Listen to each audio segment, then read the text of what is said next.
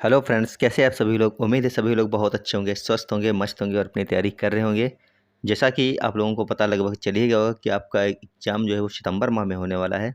अगर सितंबर की बात की जाए तो 6 या 7 तारीख में आपका एग्ज़ाम देखने को मिलने वाला है, जिसकी नोटिफिकेशन आपको बहुत ही जल्द देखने को मिल जाएगी। तो आज की अपनी क्लास रहने वाली है हिंदी पेडागोजी की क्लास, जो आपके पेपर फर्स्ट और पेपर सेकंड दोनों के लिए काफ़ी उपयोगी रहने वाली है। यहाँ से आपके एग्ज़ाम में डायरेक्ट क्वेश्चन आपको देखने को मिलेंगे, क्योंकि हम जो क्वेश्चन करने वाले हैं आज की इस क्लास में, इसमें हम लोग सभी के सभी पीवाईक्यू करने वाले हैं, यानी कि प्रीवियस ईयर क्वेश्चन करने वाले हैं, जो अब तक कई बार आपके एग्जाम में बने हुए क्वेश्चन हैं। तो जितने भी लोग इस समय क्लास देख रहे हैं सभी लोग इस वीडियो को एक बार लाइक कर लीजिए। चैनल पर नए आए हैं तो चैनल को सब्सक्राइब करके बेल आइकन को प्रेस कर लीजिए, आने वाली सभी क्लासें आपको मिल सकें। तो चलिए, आपके सामने है क्वेश्चन नंबर 1, इसको पढ़िए और इसका आंसर कर दीजिए एक बार, क्या हो जाएगा। क्वेश्चन लिखा है, भाषा अधिगम के सामाजिक अंतःक्रिया सिद्धांत के अनुसार बालक भाषा का सर्वोत्तम अधिगम किस प्रक्रिया के माध्यम से करता है। पहला ऑप्शन लिखा है नियमों के रटंत अभ्यास से, दूसरा ऑप्शन है शिक्षक के एक तरफा व्याख्यान से, तीसरा ऑप्शन है सामाजिक संवाद, सहभागिता और सहयोग से, जबकि चौथा ऑप्शन है केवल पाठ्य पुस्तक अध्ययन से। तो बताइए सभी लोग, भाषा अधिगम के सामाजिक अंतःक्रिया सिद्धांत के अनुसार बालक भाषा का सर्वोत्तम अधिगम किस प्रक्रिया के माध्यम से करता है। यहाँ पर अगर हम बात करें ऑप्शन काटने की, अगर आपको कुछ नहीं पता है तो आप लोग ऑप्शन काट के आंसर निकाल सकते हैं।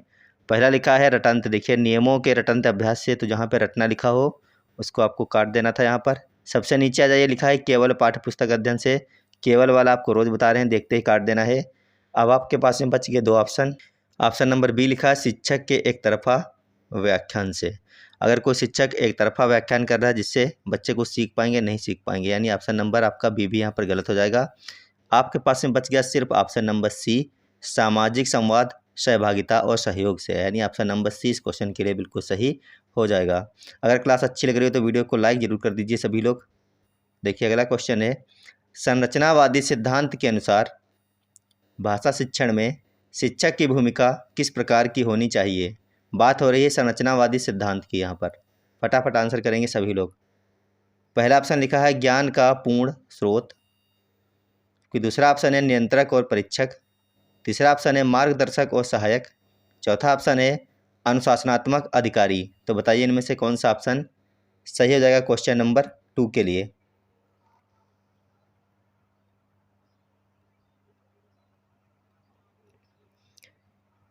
संरचनावादी सिद्धांत के अनुसार भाषा शिक्षण में शिक्षक की भूमिका क्या ज्ञान का पूर्ण स्रोत है वो? नहीं, ऑप्शन नंबर ए आपका नहीं होगा। नियंत्रक और परीक्षक है? नहीं। मार्गदर्शक और सहायक है? क्या वो शिक्षा के रूप में आपको मार्गदर्शक दे रहा है, शिक्षा प्राप्त करने में आपकी सहायता कर रहा है? तो यहाँ पर आपका ऑप्शन नंबर सी सही हो सकता है, लेकिन चौथा भी देखना लिखा है अनुशासनात्मक अधिकारी, तो आपका ये हो जाएगा गलत। वो कोई अधिकारी नहीं है अनुशासनात्मक, बल्कि शिक्षक क्या होता है, मार्गदर्शक और सहायक होता है बच्चों के लिए। अगला क्वेश्चन है, क्वेश्चन नंबर 3 लिखा है, यदि कोई बालक भाषा सीखते समय लगातार त्रुटियां करता है तो संरचनावादी दृष्टिकोण इसे किस रूप में देखता है। कोई बालक लगातार गलतियां कर रहा है भाषा सीखते समय, तो संरचनावादी दृष्टिकोण इसे किस रूप में देखता है। क्या असफलता के रूप में देखता है, अनुशासन की कमी के रूप में, सीखने की स्वाभाविक प्रक्रिया के रूप में, या फिर स्मरण शक्ति की कमजोरी के रूप में।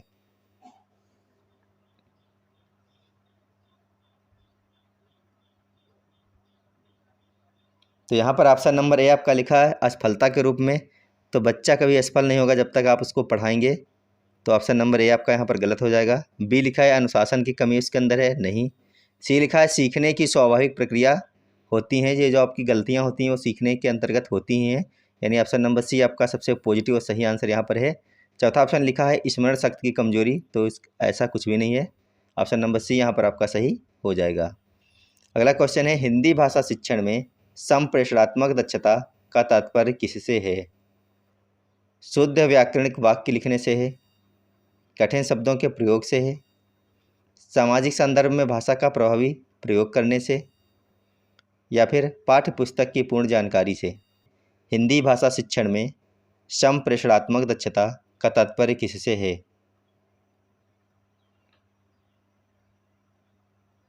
तो यहाँ पर आपका ऑप्शन नंबर 3 बिल्कुल सही हो जाएगा, सामाजिक संदर्भ में भाषा का प्रभावी प्रयोग करने से, ऑप्शन नंबर सी सही है यहाँ पर आपका। अगला क्वेश्चन है, जो विद्यार्थी व्याकरण के नियम जानता है परंतु वास्तविक जीवन में भाषा का प्रयोग नहीं कर पाता, उसमें किस क्षमता की कमी मानी जाएगी?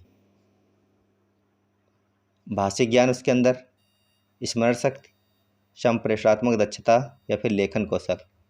मान लीजिए कोई विद्यार्थी ऐसा है जिसको व्याकरण के सभी नियम तो पता हैं, लेकिन वास्तविक जीवन में भाषा का वो प्रयोग नहीं कर पा रहा है, तो आपको यह बताना है कि उसमें किस क्षमता की कमी मानी जाएगी। क्वेश्चन नंबर 5 के लिए बताइए इनमें से कौन सा ऑप्शन बिल्कुल सही रहने वाला है। क्या उसके अंदर भाषिक ज्ञान की कमी है, स्मरण शक्ति की कमी है? नहीं। क्या लेखन कौशल की कमी है? नहीं। किस चीज़ की कमी है?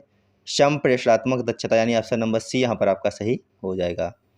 क्वेश्चन नंबर 6 है यहाँ पर, बहुभाषिक कक्षा में हिंदी भाषा शिक्षण के लिए सबसे उपयुक्त पद्धति कौन सी मानी जाती है? बात हो रही है यहाँ पर बहुभाषिक कक्षा की। बताइए इनमें से कौन सा ऑप्शन सही होगा। पहला ऑप्शन है केवल मानक हिंदी का प्रयोग, जहाँ पर केवल लग जाए उसको आपको देखते ही उड़ा देना है। दूसरा लिखा है केवल अंग्रेजी माध्यम, इसको भी उड़ा देना है। तीसरा ऑप्शन है मातृभाषा को सहायक भाषा के रूप में प्रयोग करना, ये आपका हो सकता है। लेकिन चौथा ऑप्शन देखिए लिखा है अनुवाद पद्धति का पूर्ण प्रयोग, तो ये भी आपका गलत हो गया, किसी चीज़ का संपूर्ण प्रयोग कर देना। तो यहाँ पर आपका ऑप्शन नंबर सी सही है, मातृभाषा को सहायक भाषा के रूप में प्रयोग करना बहुभाषिक कक्षा में हिंदी भाषा शिक्षण के लिए सबसे उपयुक्त पद्धति मानी जाएगी। अगला क्वेश्चन है क्वेश्चन नंबर 7। क्वेश्चन लिखा है पठन कौशल के विकास में पूर्व ज्ञान की भूमिका क्यों महत्वपूर्ण मानी जाती है? बात हो रही है पठन कौशल के विकास की। पहला ऑप्शन लिखा है इससे पठन की गति बढ़ती है। दूसरा ऑप्शन है इससे शब्द भंडार बढ़ता है। तीसरा ऑप्शन है इससे अर्थ निर्माण की प्रक्रिया सरल होती है। फिर चौथा ऑप्शन है इससे परीक्षा में अंक बढ़ते हैं। तो बात हो रही है पठन कौशल के विकास में पूर्व ज्ञान की भूमिका क्यों महत्वपूर्ण होती है। क्या इससे पठन की गति बढ़ जाती है? नहीं। इससे शब्द भंडार बढ़ता है? नहीं। इससे क्या होता है? इससे अर्थ निर्माण की प्रक्रिया सरल हो जाती है। ऑप्शन नंबर सी यहाँ पर आपका सही होगा। इससे परीक्षा में अंक बढ़ते हैं, ऑप्शन नंबर डी दिया गया है। नहीं, इससे अंक नहीं बढ़ेंगे आपके। तो ऑप्शन नंबर सी बिल्कुल सही और सटीक आंसर रहने वाला है। अगला क्वेश्चन है भाषा शिक्षण में बाल साहित्य को शामिल करने का प्रमुख उद्देश्य क्या है? बाल साहित्य की बात कर रहे हैं यहाँ पर है, भाषा शिक्षण में इसको शामिल करने का प्रमुख उद्देश्य क्या हो गया यहाँ पर आपको ये बताना है। पहला ऑप्शन है पाठ्यक्रम शीघ्र पूरा करना। दूसरा ऑप्शन है कठिन शब्द सिखाना। तीसरा ऑप्शन है भाषा के प्रति रुचि और कल्पना शक्ति विकसित करना। चौथा ऑप्शन है अनुशासन बनाए रखना। तो बताइए भाषा शिक्षण में बाल साहित्य को शामिल करने का प्रमुख उद्देश्य क्या है? क्या पाठ्यक्रम शीघ्र पूरा हो जाएगा बाल साहित्य को अगर हम शामिल कर लेंगे? नहीं। कठिन शब्द सीखना या फिर सिखाना? नहीं। अनुशासन बनाए रखना? नहीं। क्या इसका मतलब है, क्या उद्देश्य है? भाषा के प्रति रुचि और कल्पना शक्ति विकसित करना। ऑप्शन नंबर सी यहाँ पर आपका सही हो जाएगा। अगला क्वेश्चन है जब शिक्षक केवल पाठ्य पुस्तक आधारित प्रश्न पूछता है तो वह किस प्रकार के पठन को बढ़ावा देता है? आपको ये बताना है। मान लीजिए आप क्लास में गए और आपने वही क्वेश्चन पूछे बच्चों से जो कि उनके किताब में लिखे हैं, तो वह किस प्रकार के पठन को बढ़ावा देता है? आलोचनात्मक पठन है ये, विश्लेषणात्मक पठन है, सतही और यांत्रिक पठन है, या फिर रचनात्मक पठन है? बताइए इनमें से कौन सा ऑप्शन सही होगा क्वेश्चन नंबर 9 के लिए।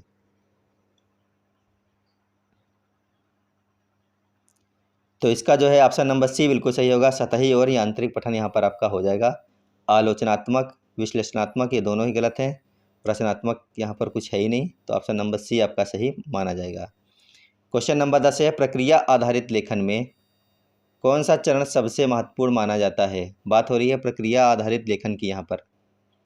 क्या अंतिम प्रस्तुत यहाँ पर है, संशोधन और पुनर्लेखन, नकल लेखन, उत्तर पुस्तिका लेखन? तो बताइए प्रक्रिया आधारित लेखन में कौन सा चरण सबसे महत्वपूर्ण माना जाता है?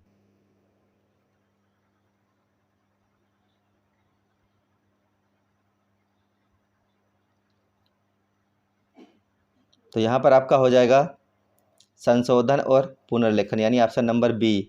पहला लिखा था अंतिम प्रस्तुति, तो अंतिम प्रस्तुति की यहाँ पर कोई बात हो नहीं रही है। नकल और उत्तर पुस्तिका लेखन ये दोनों ही आपके गलत हैं यहाँ पर।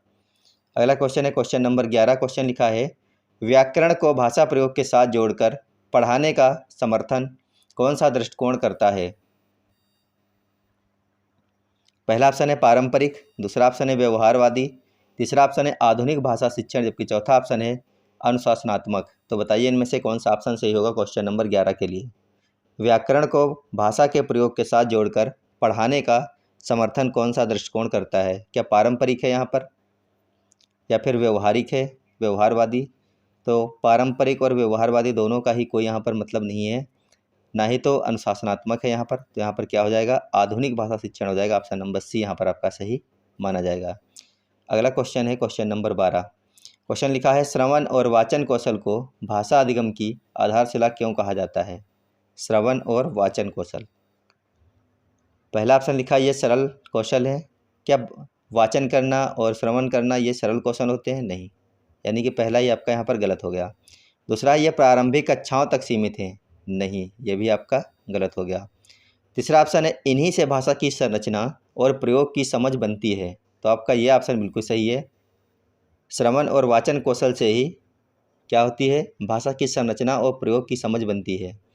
चौथा ऑप्शन लिखा था ये केवल, जहाँ पर केवल लग जाए उसको देखते ही उड़ा देना है, आपको आगे पढ़ना भी नहीं है। तो आपका option number C question number 12 के लिए बिल्कुल सही माना जाएगा। अगला क्वेश्चन है, यदि विद्यार्थी कविता का भाव समझता है लेकिन शब्दार्थ नहीं बता पाता तो उसकी कौन सी क्षमता अधिक विकसित है? शब्द भंडार, व्याकरणिक क्षमता, भाव ग्रहण क्षमता, लेखन क्षमता।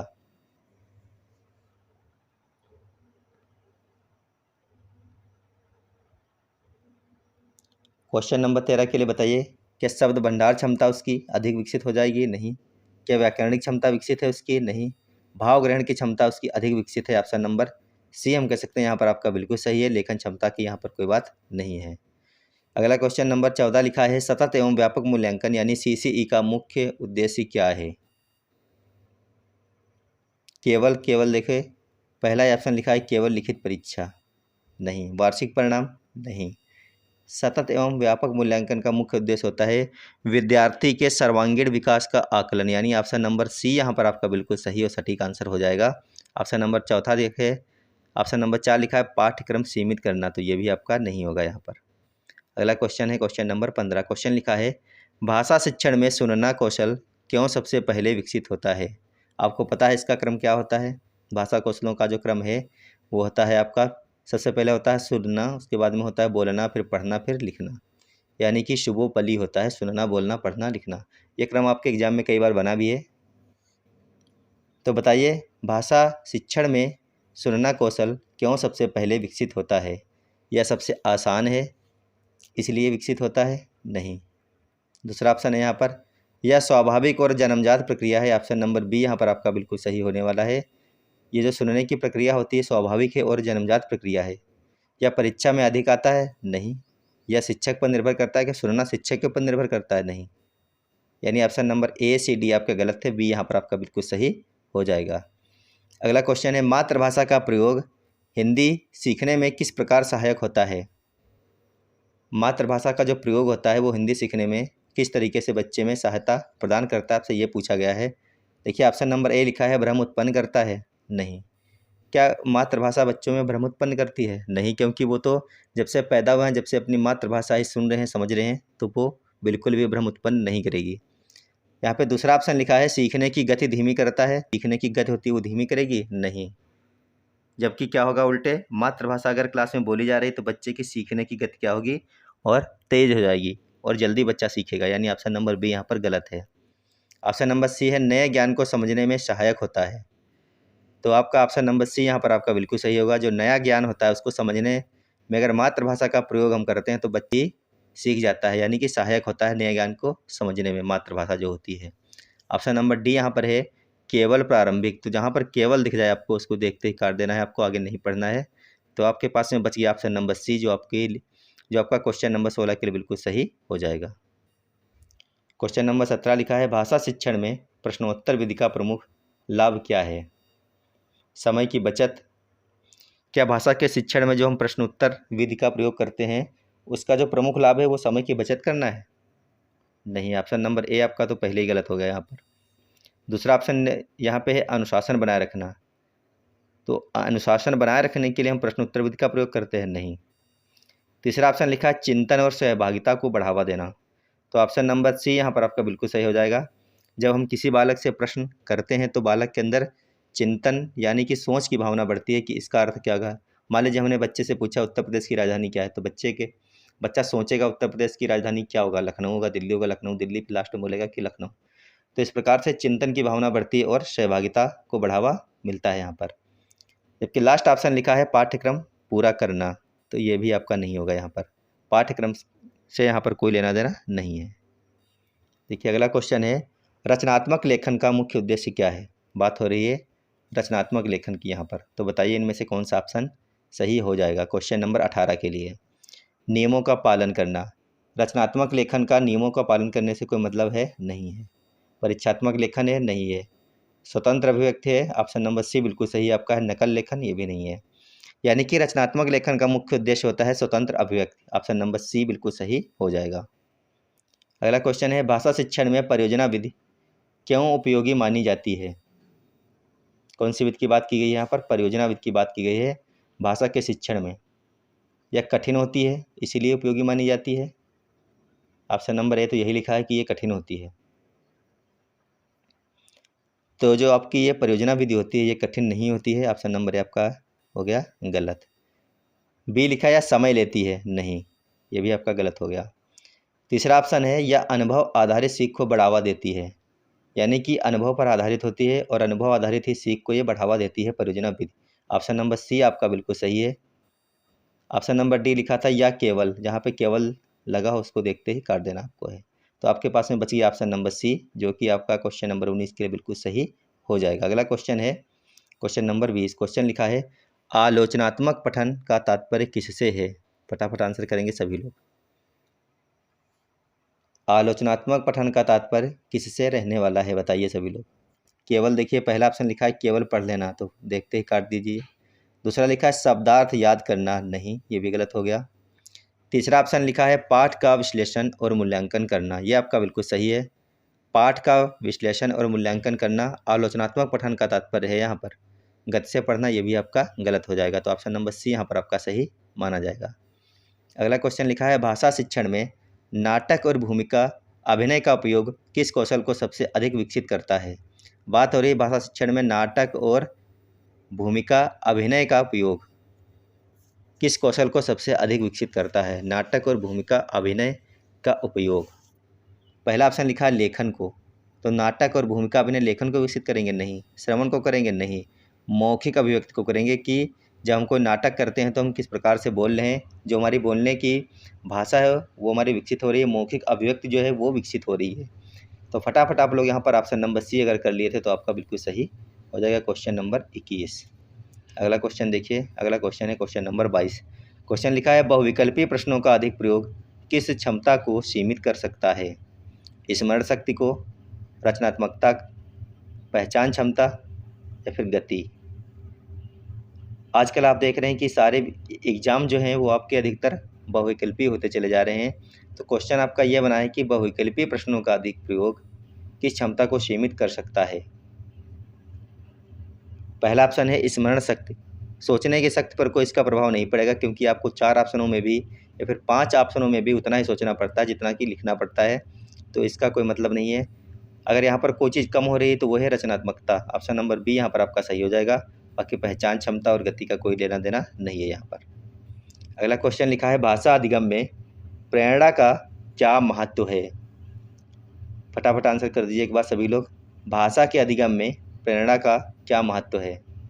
पहला देखिए ऑप्शन लिखा है कोई महत्व नहीं है क्या, नहीं, ये गलत हो गया। केवल परीक्षा तक सीमित, तो केवल लग जाए तो उसको देखते उड़ा देना। चौथा देखिए लिखा है केवल शिक्षक पर निर्भर है, ये भी गलत है। ऑप्शन नंबर सी लिखा है सीखने की इच्छा और निरंतरता बढ़ाती है, ऑप्शन नंबर सी ही आपका यहाँ पर बिल्कुल सही होगा। भाषा अधिगम में प्रेरणा का महत्व क्या है, ये सीखने की इच्छा और निरंतरता बढ़ाती है। तो जितने भी लोगों ने सी कर लिया उनका सबका बिल्कुल सही हो जाएगा क्वेश्चन नंबर 23। अगला क्वेश्चन है जब विद्यार्थी स्वयं प्रश्न बनाता है तो यह किस स्तर की सोच को दर्शाता है। मान लीजिए आप किसी क्लास में पढ़ाने गए और बच्चा स्वयं ही प्रश्न बना रहा है, तो यह किस प्रकार की सोच को दर्शा रहा है। स्मरण शक्ति है, समझ है, उच्च स्तरीय चिंतन है या फिर अनुकरण है। तो यहाँ पर आपको देख कर ही पता चल गया होगा इसका सही आंसर क्या होने वाला है। तो इसका सही आंसर हो जाएगा उच्च स्तरीय चिंतन। बच्चा उच्च स्तर लेवल का चिंतन कर रहा है यहाँ पर। अगला क्वेश्चन लिखा है भाषा शिक्षण में सहपाठी अधिगम यानी कि पीयर लर्निंग का प्रमुख लाभ क्या है? प्रतिस्पर्धा, भय, सहयोग और संवाद या फिर अनुशासन। बच्चा सहपाठी अधिगम कर रहे हैं, लर्निंग कर रहे हैं, पीयर लर्निंग कर रहे हैं, तो इसका प्रमुख लाभ क्या है? सहयोग और संवाद की भावना उनके अंदर विकसित हो रही है। ऑप्शन नंबर सी यहाँ पर आपका सही हो जाएगा। अगला क्वेश्चन है भाषा शिक्षण में ICT का प्रयोग क्यों आवश्यक होता है?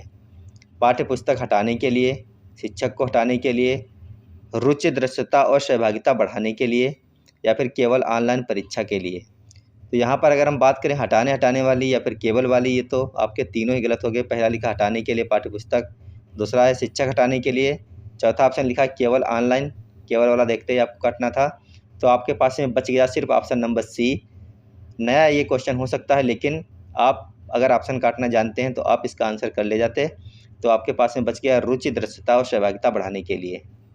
अगला क्वेश्चन देखिए, लिखा है भाषा का प्रयोग यदि केवल परीक्षा तक सीमित हो तो उसका क्या प्रभाव पड़ेगा? क्षमता बढ़ेगी क्या? नहीं। ऑप्शन नंबर ए तो आपका गलत ही हो गया। दूसरा ऑप्शन लिखा है व्यवहारिक भाषा कौशल कमज़ोर होगा, तो आपका ये ऑप्शन सही हो सकता है। आगे देखिए, शब्द भंडार बढ़ेगा। अगर कोई चीज़ सीमित कर दी जाए तो क्या शब्द भंडार बढ़ जाएगा? नहीं। लेखन सुधरेगा? नहीं सुधरेगा। तो क्या होगा? व्यवहारिक भाषा कौशल इसमें कमज़ोर होगा। यही आपका इसके ऊपर सबसे ज़्यादा प्रभाव पड़ने वाला है। अगला क्वेश्चन लिखा है भाषा शिक्षण में मूल्य आधारित प्रश्नों का उद्देश्य क्या है? बात हो रही है मूल्य आधारित प्रश्नों की भाषा के शिक्षण में। पहला लिखा है अंक बढ़ाना, दूसरा ऑप्शन लिखा है नैतिक और सामाजिक चेतना विकसित करना, तीसरा ऑप्शन लिखा है कठिनाई बढ़ाना, चौथा ऑप्शन लिखा है समय व्यर्थ करना। तो भाषा शिक्षण में मूल्य आधारित प्रश्नों का उद्देश्य क्या है? क्या अंक बढ़ाना है? नहीं। कठिनाई बढ़ाना है? नहीं। समय व्यर्थ करना है? नहीं। तो क्या है? नैतिक और सामाजिक चेतना विकसित करना। ऑप्शन नंबर बी यहाँ पर आपका सही हो जाएगा। क्वेश्चन नंबर 29 लिखा, एक प्रभावी भाषा कक्षा की पहचान क्या है? एक अच्छी और प्रभावी भाषा कक्षा की पहचान क्या हो सकती है? आपको ये बताना है। शिक्षक का अधिक बोलना एक अच्छी कक्षा की पहचान है क्या? नहीं। शांति बनाए रखना? नहीं।